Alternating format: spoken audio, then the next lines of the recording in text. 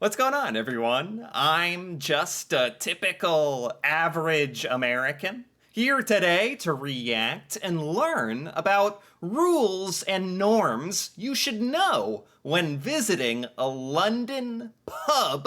I really enjoy learning about pubs, British pub culture, because it's this thing. It's like British afternoon tea. It's this thing, this ritual that exists in Britain and doesn't exist at all in any shape or form in the United States. I guess we have bars, but I imagine a lot of Americans probably travel and vacation to London and act like pubs are like American bars, and I know that's just not at all the case. There's so many little differences, important differences, between American bars and a British pub. So I'm very, very excited to learn about these social norms and accepted rules of behavior and how to operate inside of the London pub. So with that being said, let's find out. Let's learn. Pub culture is a big part of life here in the UK. So Right. if you're coming to visit London, I definitely recommend that you experience it, even if you don't like drinking. True. I mean, oh my gosh, I can only imagine the pubs that exist in London. Oh my gosh, there must be so many. And I also know, kind of branching off of what she is saying, unlike a bar in the United States, at a pub, you can go there and you don't have to drink, from what I understand. You can hang out, you can actually, get food. I've even heard of people, bringing their dog or their children, which is just super cool, but so drastically different than anything that would ever happen at an American bar. So, yeah, she's right. You gotta experience the London pub, even if you're not drinking. But maybe have a drink. Now, I have lived here in the UK for over 9 years now, and I've picked up on a lot of cultural norms and social rules that you might want to know before you step foot into your first pub. So I will pass them along. Dang, man, look at this place. The tips haven't even started yet, but it's just look at this place. You might want to know before you step foot. This right here, I wanted to pause it right here. This is nothing like an American bar. That's the only thing I have to compare it to. London pubs are totally different. There's buckets hanging from the ceiling, for crying out loud, and those taps look amazing. It's just cool, and it looks cozy and warm and fun and conversational, and it's really a totally different feeling, a vibe, if you will. Foot into your first pub, so I will pass them along to you in this video. What is this? And it's called Dog and Duck. That's another thing I just realized.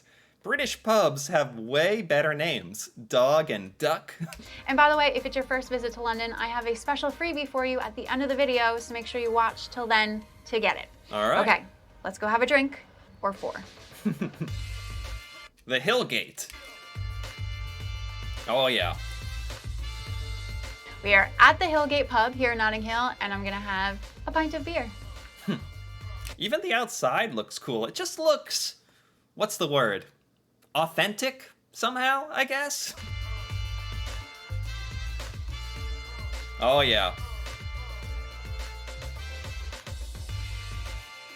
The number one drink to order when you come to a pub in the UK is always gonna be the classic beer. Order it by the pint, and there's always loads of options, so you can either get a taster to see which one you might like the best, or just pick one that looks good. I wanted a lager, so I went. Very, very important, very critical information. When visiting the London pub, consider ordering beer. These are the real secrets coming to light here. You might order beer. For an Asahi, which is a Japanese beer. When is the best time to go to a pub? Okay. I'd say is between 5 and 6 p.m., which is when a lot of people get out of work and they'll go with their friends and their colleagues to go have a pint at the pub. Interesting. All right, so number one, like she says 6 o'clock. That already is a pretty big difference, to when Americans would plan on going to an American bar. British pubs, her suggestion of going around 6 o'clock kind of coincides with my sort of general idea, the feeling I'm getting here that it's more than just a place to go at night and get drunk and act crazy. It's a lot more than that, and it kind of says that by the fact that people go earlier in the day to wind down and decompress. On the weekends, pubs get busy much earlier, usually around lunchtime, and also Sundays are really popular because people love to go and have Sunday roast. Sunday roast. Sunday roast. What is Sunday roast? Some kind of meal? Or yeah, and like she's saying, like on the weekends, people will go even earlier.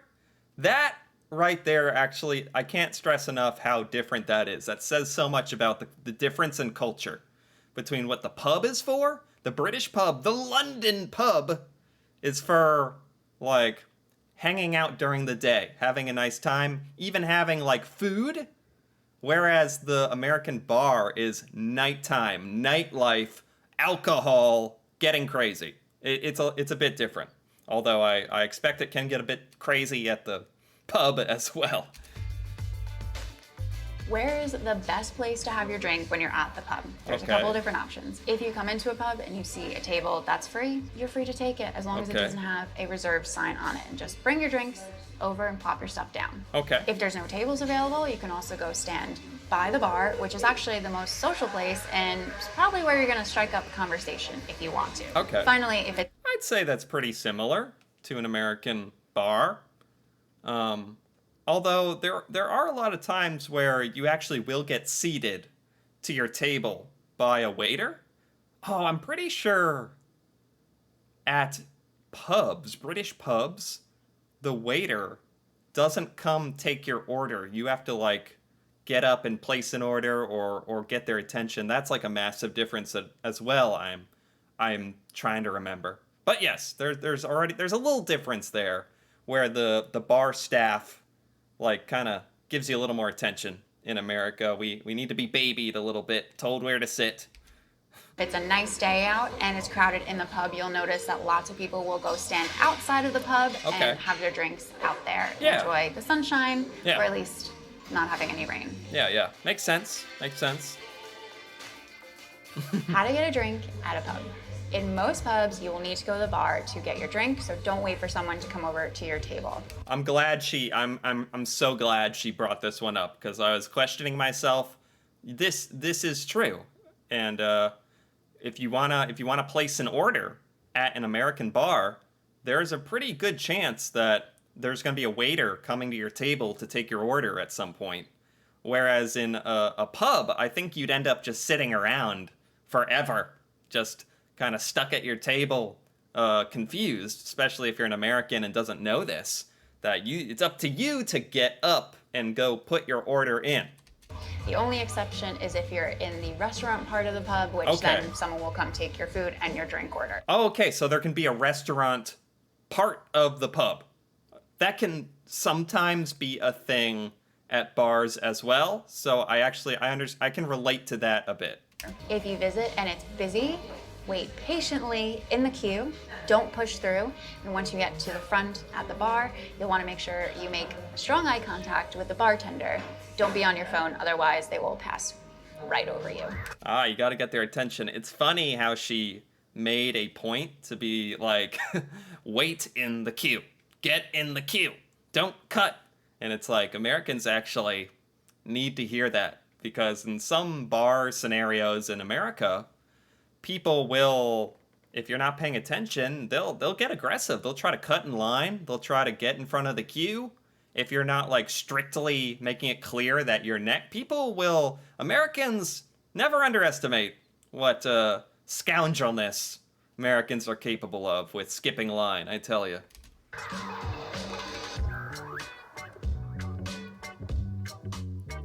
Ooh. Next up. Seems like a lot of the pubs also have like a very historical kind of look to them. I said authentic earlier, or that, and also like historical with plaques and stuff everywhere. It's pretty cool. It's just a lot more visually charming and appealing than American bars, to be honest. Like, the whole look of pubs in general is different. It's a lot cooler, honestly. And a lot of wood as well, I've noticed. Like, it makes it all adds up to a very cozy atmosphere. Next up, we are at the very famous Churchill Arms pub here in Kensington, and I'm gonna order a cider here, so let's do it. Okay. Yeah, this is so cool with all the stuff on the ceiling. Man, I know this is a London pub. I don't know if these are extra decorated or something, but either way, it's really awesome to see.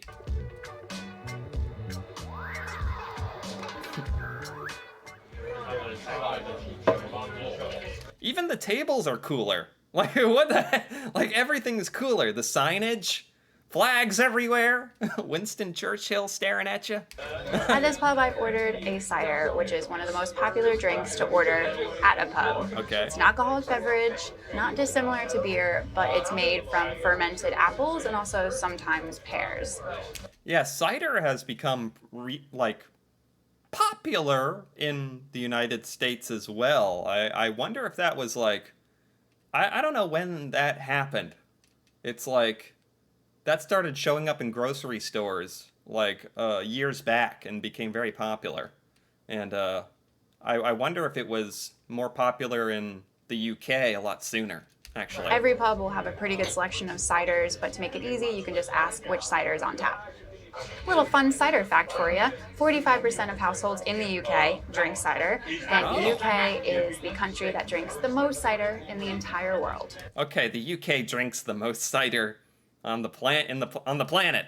So I would venture a guess that it started in the UK, then became more popular in the United States. Cheers to that. Have my cider. I'm going to be very happy in a couple of pubs. Do you tip at a pub in the UK? So you don't have to, and it's not really expected. However, of course, you can. That is, see, again, a massive difference. It's tiny little details, but massive differences at the same time. You have to tip at an American bar, or that would be extremely rude, and also the bartender or waiter would probably remember you and not give you very good service in the future. Like, it runs that deep. It is that important. It's that much of an offense to not tip something.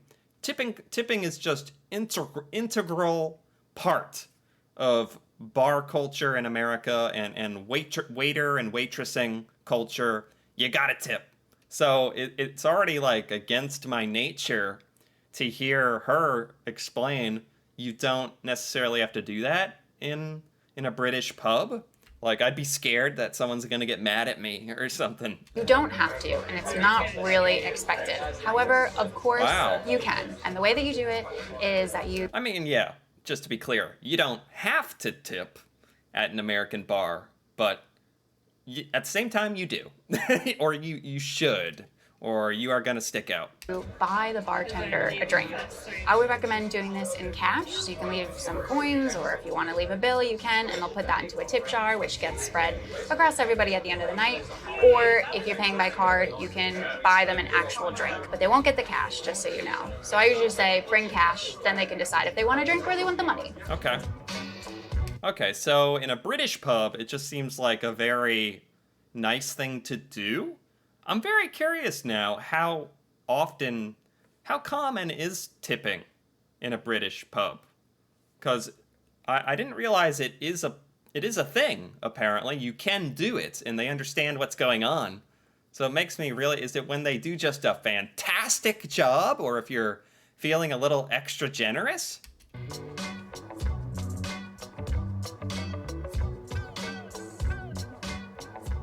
Never have to go too far to get to a good pub. Pubs, especially in London, are such a local affair. You just go to the good one that you like nearby where you live. This is the first thing I was thinking towards the beginning of this video. I was like, this is London? There must be so many pubs, so many good pubs to choose from. I bet you there's hundreds. Like, when I think about it, It's like you could make it a bit of a challenge to try to visit them all. Not in one night. Well, I guess that'd be a heck of a challenge, I guess. And you can do the same thing with wherever you're staying. But if you still need help finding good pubs around London, then check out the Casual Tourist Guides, in which I tell you some of the best pubs in all the different parts of London. Oh, she has a little recommendations she gives. I'm sure you could also, go on Google and like read the reviews of the pubs as well. I'm sure there's a lot of stuff on the internet about good London pubs at this point, living in the future. Link in the description box to check those out. Wow. Wow, very cool. Okay, so where are we at? That was 5. We're about halfway done. And man, this is taking a bit longer. So I think I'm going to stop here for now. I'm not going to rush through this or anything. I'm enjoying learning all about how to behave properly in a British London pub. So I'm going to stop for now and complete this video in part 2. So if you enjoyed this, feel free to give it a like or leave a comment. And if you're interested in more videos like this, me reacting to British culture and stuff about Britain I've never seen before, or part 2 of this video, feel free to subscribe for more. And until then, thanks for watching, and see you next time.